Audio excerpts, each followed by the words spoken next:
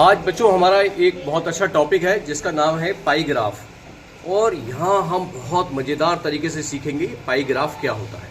जैसे कि इसमें नाम आ रहा है पाई, तो पाई किस में मान आता है? पाई का किस चीज़ में आता है? पाई वृत्त में। जब हमने वृत्त की परिधि पढ़ी थी तो वृत्त की परिधि कितनी होती है? 2 पाई आर। और क्षेत्रफल कितना होता है? पाई आर स्क्वायर। अब देखिए यहाँ पे सवाल मिला है कि नीचे दी गई सारणी में कक्षा 6 के बच्चों के स्कूल आने के लिए उपयोग में लाए गए साधन का विवरण निम्न है। तो कक्षा 6 के बच्चे जो स्कूल में आ रहे हैं, तो देखिए किस किस साधन से वो आ रहे हैं। पैदल चल के 18 बच्चे आ रहे हैं, साइकिल से 10 बच्चे आ रहे हैं, रिक्शा से 8 बच्चे आ रहे हैं, मोटरसाइकिल और स्कूटर से 9 बच्चे आ रहे हैं और बस से 15 बच्चे आ रहे हैं। अब हमें योग कितना हो गया? 60, यानी सब मिला के 60 हो गया। अब हमें इसका बनाना है पाई ग्राफ। तो पाई ग्राफ बनाने के लिए सबसे पहले जो ये ऐसे समझिए लेटा हुए पोजीशन में है, तो इसे हमें किस पोजीशन में लगा देना है? खड़ी पोजीशन में। इस प्रकार से कि पैदल 18, साइकिल से 10 आने वाले, रिक्शा से 8, मोटरसाइकिल से 9, बस से 15, योगफल हो गया 60। अब हम यहाँ पे लिखते हैं संपूर्ण का भाग। अब देखिए कितना है? 18।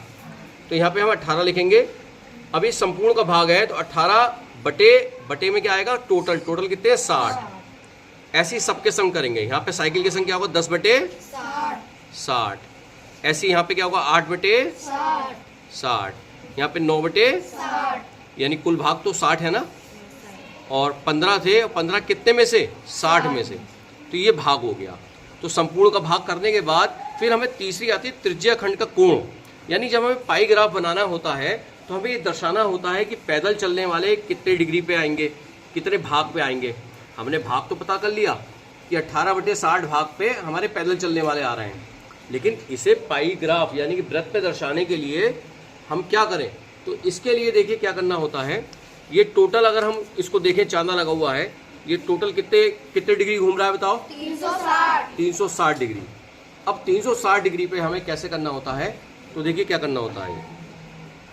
ये 18 बटे 60 लिखा है, इसकी गुणा किससे करनी होगी? 360 डिग्री से। क्यों? क्योंकि ये 18 बटे 60 भाग है किसका? 360 डिग्री का। तो अब इसे देखिए काटा पीटी कर रहे हैं। 0 से 0 कट गया, 6 छंग 36 और 18 छक्का 108 डिग्री। ऐसे ही इसे नीचे वाले पे आ जाइए आप, साइकिल वाले पे। तो 10 बटे 60 भाग था, लेकिन कितने डिग्री का?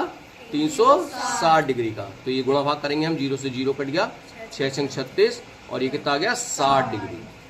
ऐसे ही हम इस पे आएंगे 8 बटे 60 गुणा 360 डिग्री। 0 से 0 कट गया, 6 छंग 36 और 6 अट्ठे 48 डिग्री।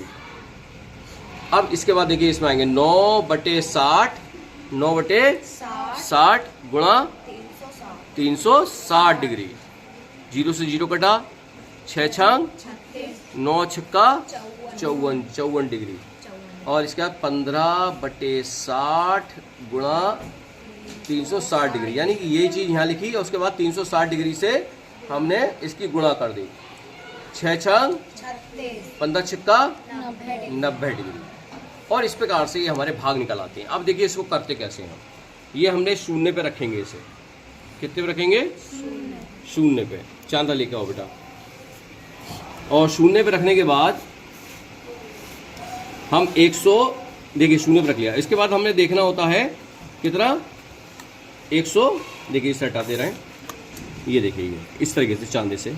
अब हमें देखना 108। तो हमने देखिए 10 20 30 40 50 60 70 80 90 100 और 108 करीब हमने इसे कर लिया। 108 कर लिया। अब हमें आगे क्या करना है? 60 डिग्री। तो 60 डिग्री देखो इसी चांदे को बिल्कुल इसकी सीध में रखेंगे, इस सूरज को जो बीच में बना होता है। और लेकिन इसकी जो एक 0 डिग्री वाली रेखा है उसको इसकी सीध में कर लेंगे आप, क्योंकि हमें इससे आगे तो बढ़ना है। इससे आगे बढ़ के फिर हम इसमें 54 डिग्री कर लेंगे। देखिए ये हमने इसका कितना कर लिया? ये 50 और ये 54 डिग्री करीब हमने कितना कर लिया? 60 डिग्री। देखिए आप देख सकते हैं ये कितना है? 60 डिग्री। ये आप देख सकते हैं पूरा 60 डिग्री आ रहा है। इसके बाद फिर 48 डिग्री है, तो हम इसे ही घुमाएंगे और बिल्कुल इसकी सीध में ले जाएंगे। देखिए इसे घुमाते हुए बिल्कुल 0 डिग्री उसके सीध में ले जाएंगे, फिर उसके हिसाब से हम 48 डिग्री। तो इस प्रकार से हमने इसको बनाते हुए हम बाकायदा ये पाई ग्राफ कहलाता है, क्योंकि पाई का मान किस में आता है? वृत्त में। तो पाई ग्राफ की जब भी बात होगी तो इसका मतलब है हम उसे किसे बनाएंगे? वृत्त के अंदर, कि वृत्त के अंदर उसके कितना भाग है। तो ये सवाल थे हमारे सांख्यिकी कक्षा 7 और चैप्टर नंबर 3 था ये हमारा, जिसको आपने यहाँ देखा। मैं डॉक्टर संजय शुक्ला, धन्यवाद।